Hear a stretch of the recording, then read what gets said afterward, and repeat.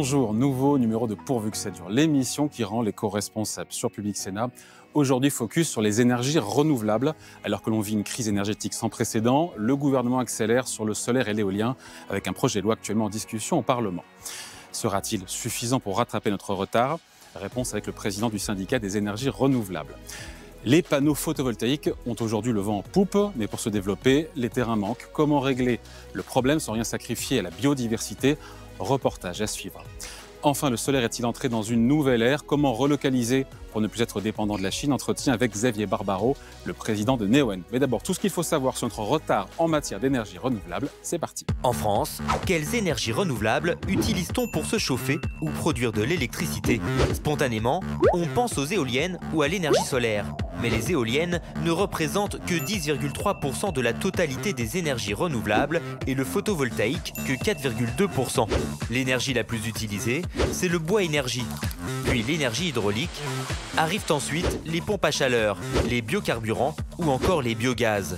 Et par rapport aux autres énergies, on en consomme beaucoup. Les énergies renouvelables représentent 19,3% de la consommation totale d'énergie. C'est une hausse de 10 points par rapport à 2005.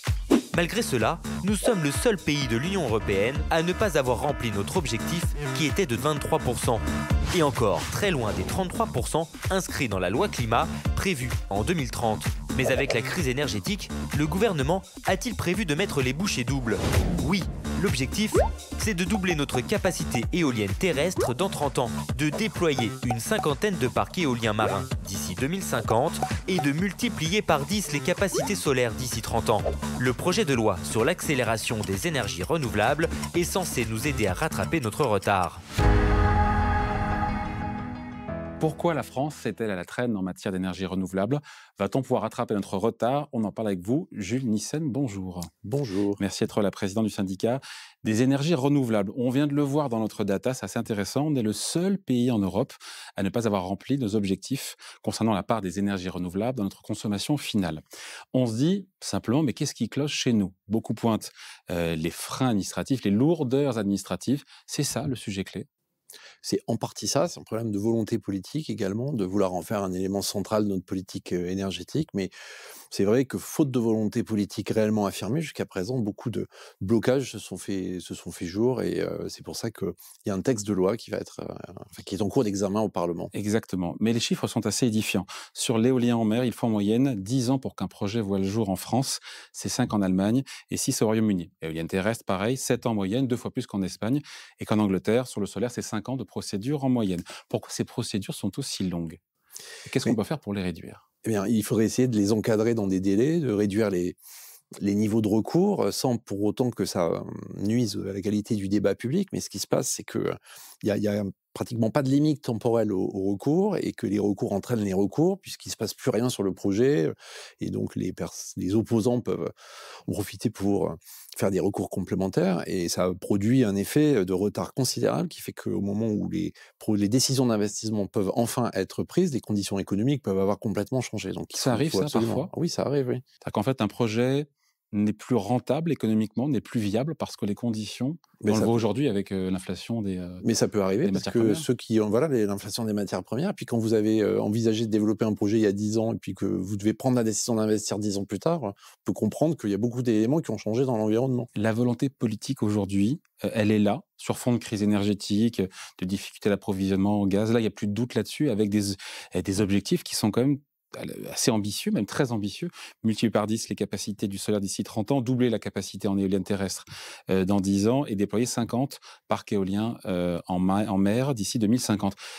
C'est ambitieux, mais est-ce que c'est réaliste? Ah, oui, c'est réaliste, mais ça nécessite beaucoup d'ambition, beaucoup de volontarisme. C'est la raison pour laquelle il y a un texte de loi qui vient essayer de débloquer un certain nombre de choses pour pouvoir réaliser ces objectifs. Est-ce que ça va coûter cher, ce déploiement à grande échelle des énergies renouvelables? Est-ce qu'on a les moyens financiers ou est-ce que, quand on creuse un peu, en fait, il faut expliquer que maintenant ça rapporte les énergies renouvelables, vu le contexte et les prix aujourd'hui de l'énergie? Hein, il y a quelque chose que j'aime bien dire, c'est faire référence au jour du dépassement. Et ce jour du dépassement pour les énergies renouvelables, ce serait celui Il est inversé. à partir du moment, du jour, le jour à partir duquel, en fait, la contribution des énergies renouvelables au budget de l'État aura dépassé le soutien financier dont elles ont bénéficié. Des chiffres ont été publiés très récemment. Oui, on est en dizaines de milliards d'euros. C'est en dizaines de milliards d'euros, puisque pour le budget de l'État. Versé directement au budget de l'État, c'est 31 millions selon la dernière estimation de la Commission de régulation de l'énergie. Milliards, pardon. Ouais. Milliards d'euros. Sur le projet de loi, qu'est-ce qu'il prévoit justement pour lever ces fameux freins administratifs? Est-ce que les délais vont être raccourcis de manière avec des objectifs chiffrés? Alors, sur quelques aspects, il y a des objectifs chiffrés. Alors, il faut peut-être simplement préciser que pour l'instant, ce texte a été adopté par le Sénat et qui va être en discussion à l'Assemblée nationale. Oui. Donc, on ne peut pas préjuger de l'état final. Oui. Mais en tous les cas, je voulais signaler qu'il a été adopté au Sénat par 320 voix contre 5.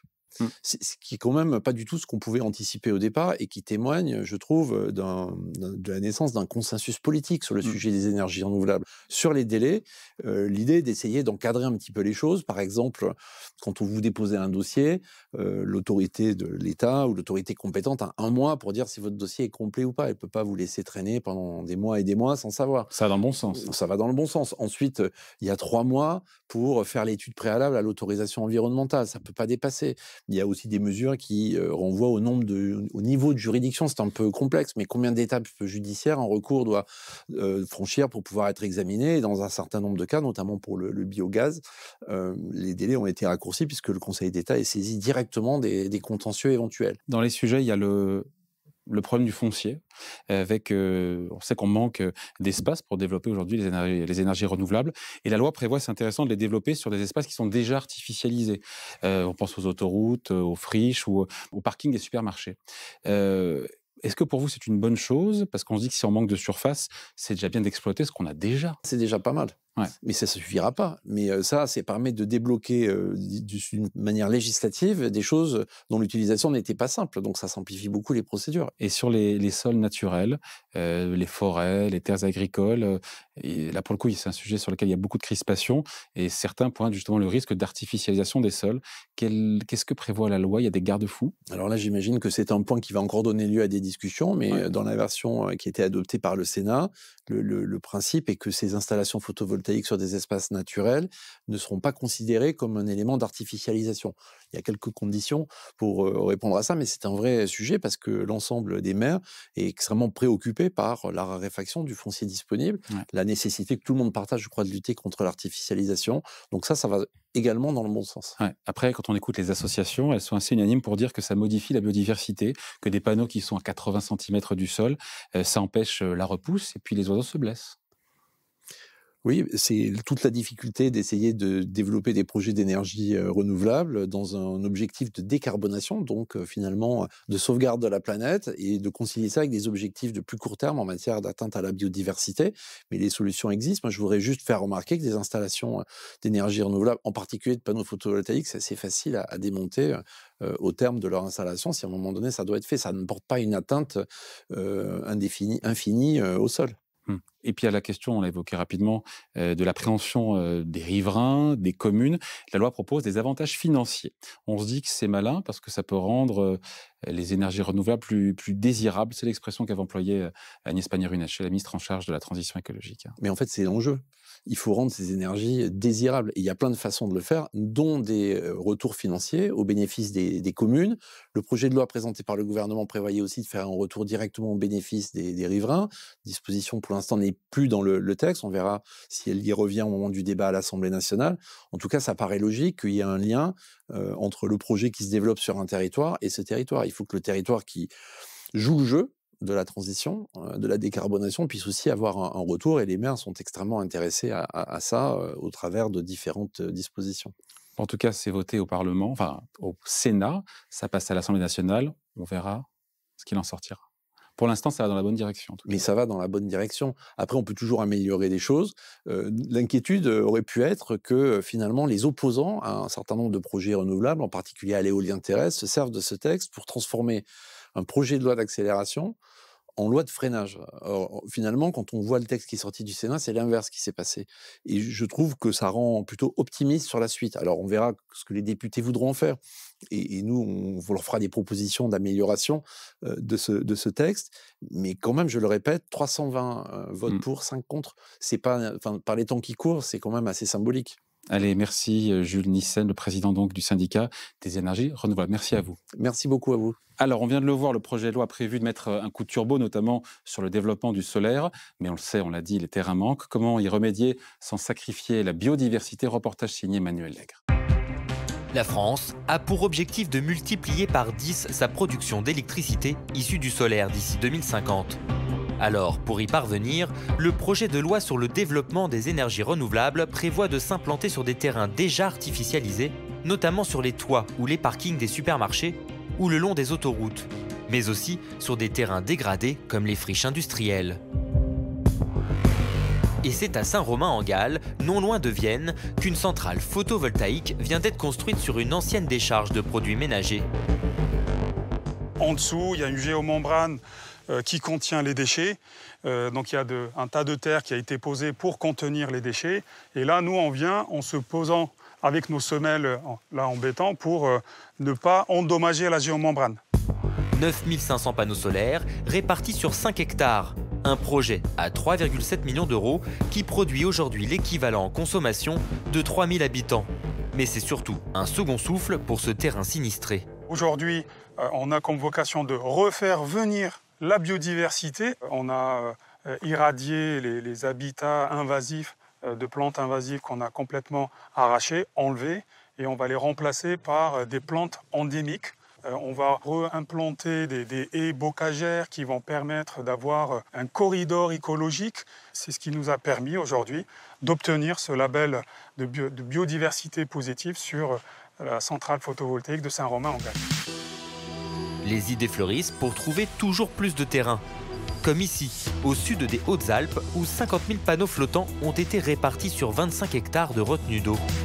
Cette centrale produit l'équivalent de la consommation de 12 500 habitants. Mais dans cette traque au foncier, en quête de la perle rare, les producteurs d'énergie commencent à être à court d'idées. Les sites se raréfient. On ne peut pas atteindre l'objectif de la transition énergétique en restant uniquement sur les sites dégradés. Donc on doit s'ouvrir à d'autres types. D'autres types de terrains, comme par exemple les zones agricoles.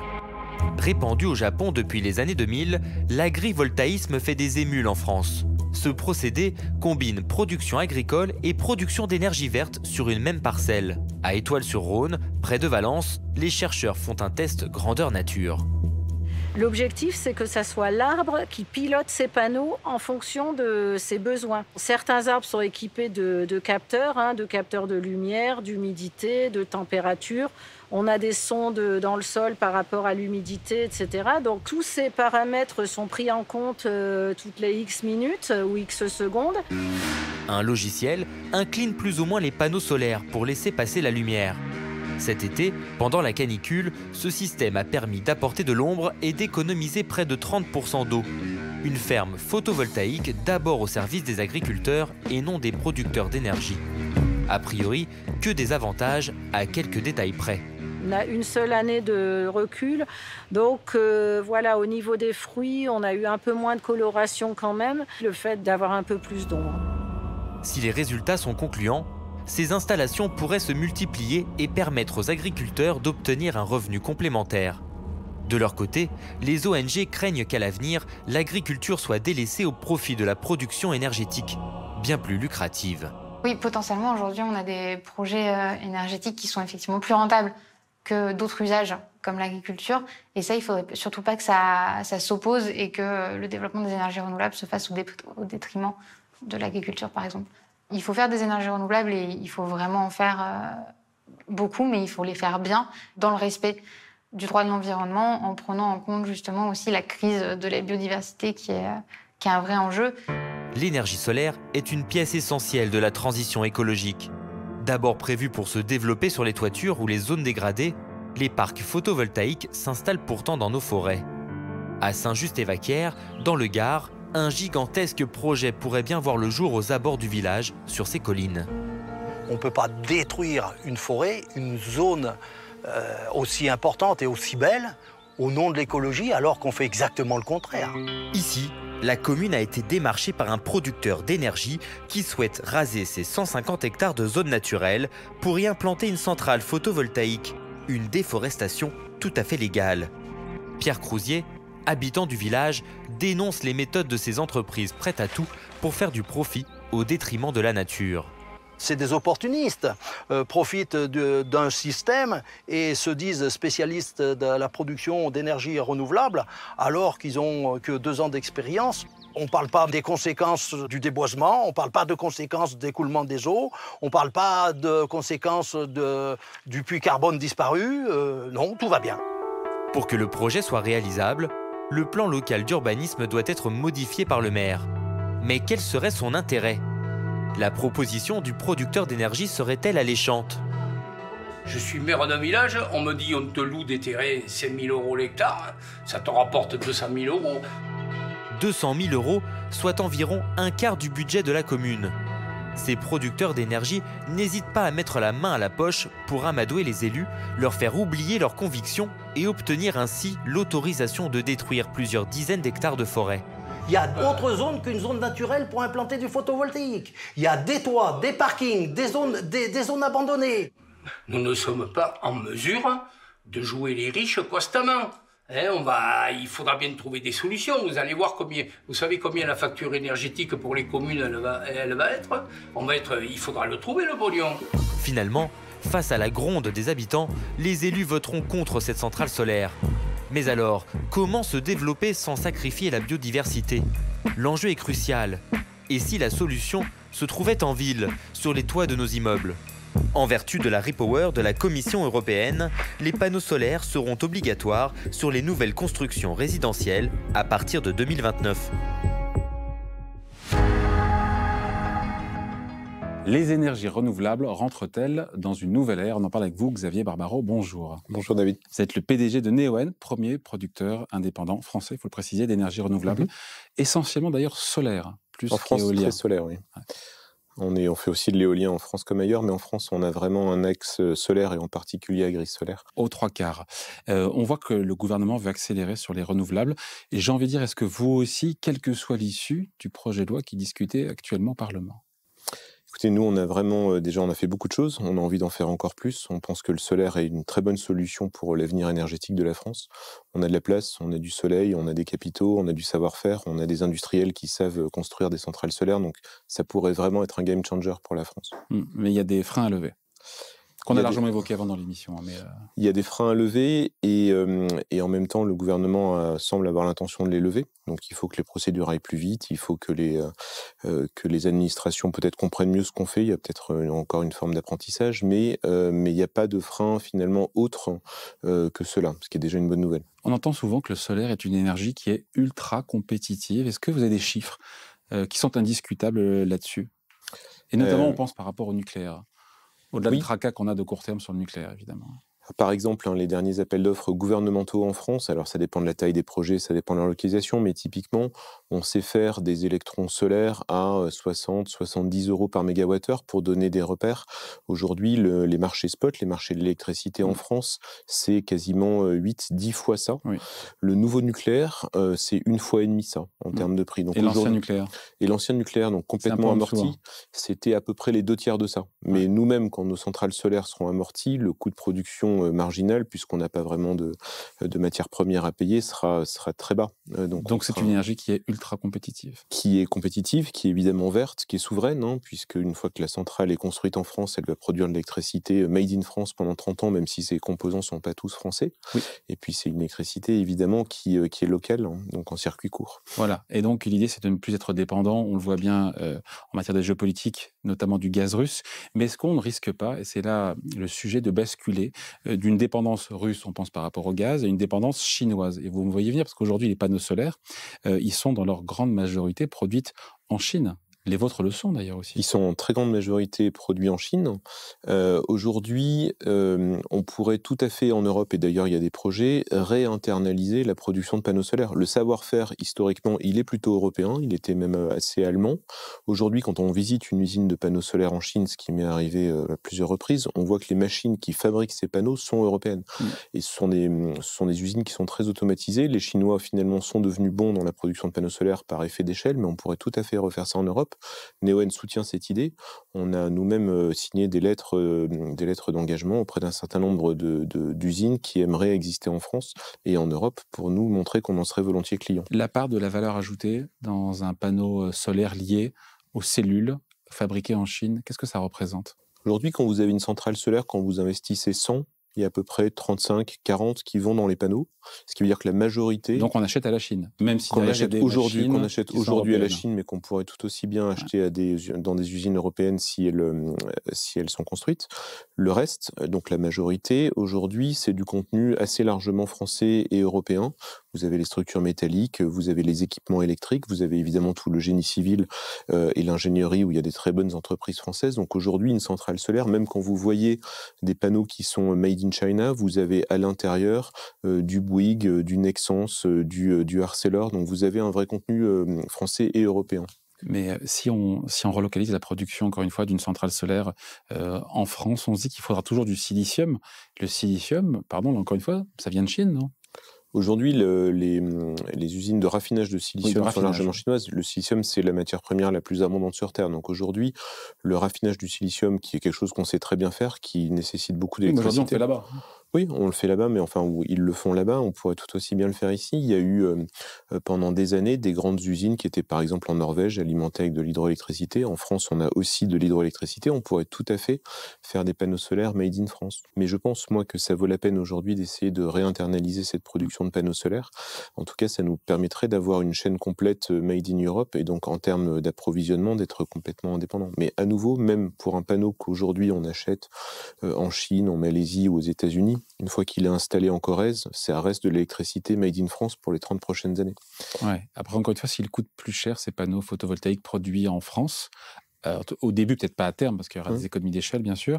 Est-ce que vous pourriez vous engager chez Neoen à ne plus acheter, encore une fois, ces fournisseurs chinois et à jouer le jeu de la relocalisation, quitte à accepter de le payer plus cher et de prendre sur vos propres marges? On le dit, on l'écrit d'ailleurs, on a envoyé des courriers dans nos différents ministères pour dire qu'on serait vraiment heureux de payer des panneaux 10 ou 15% plus cher, c'est à peu près le différentiel qu'on estime, pour avoir des panneaux faits en Europe.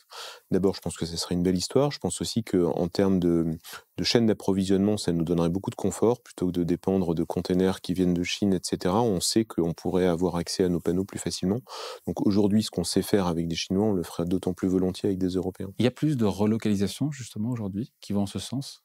Il y a des projets. Parce que ça reste. Oui, il y a des projets qui existent. Alors, ça reste théorique ou déjà on sent non, il y a prémices il y a des projets en France comme en Europe. Alors, il y a eu cette fausse idée qu'on a entendue, qui est que de toute façon, la bataille du panneau solaire était perdue et que donc il fallait se concentrer sur les batteries ou sur l'hydrogène. Et c'est très bien, j'espère qu'il y aura. Oui, en gros, que les Chinois avaient gagné, quoi, finalement, la bataille. Hein. Et pas du tout. Et donc, les Chinois, dans ce secteur-là, comme dans d'autres, ont pris de l'avance, mais on peut vraiment retrouver de la capacité industrielle en Europe. Je pense qu'avoir une production domestique de panneaux solaires, comme d'ailleurs une production domestique de masques FFP2 ou autres, c'est une bonne politique européenne et une bonne politique française. Allez, merci Xavier Barbaro, donc merci, le PDG de Neoen, premier producteur indépendant français d'énergie renouvelable. Merci à vous. Merci. Tiens, ici, pour retrouver notre souveraineté en matière de panneaux solaires, on se passait carrément du silicium qui est, on l'a dit, produit en Chine. Et si au lieu de panneaux lourds et rigides, les cellules photovoltaïques se posaient sur des toiles souples et légères? Bonjour Émilie. Bonjour David.